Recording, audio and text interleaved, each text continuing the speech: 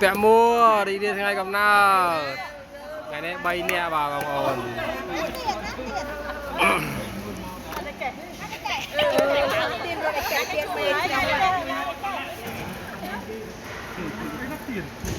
có bao nhiêu nhiều mày đẹp không?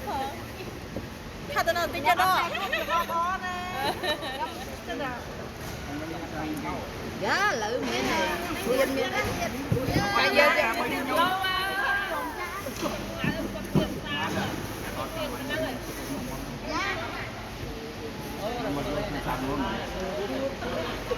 Đi, vô con sao vậy?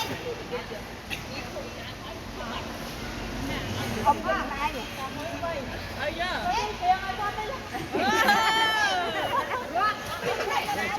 Con muốn lên chơi riêng. Bạn thấy chăng đi mê?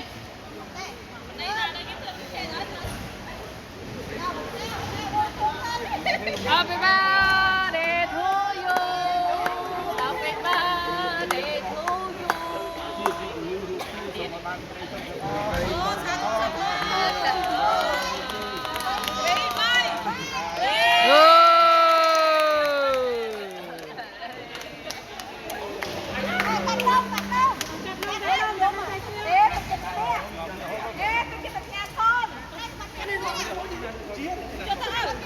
bà chi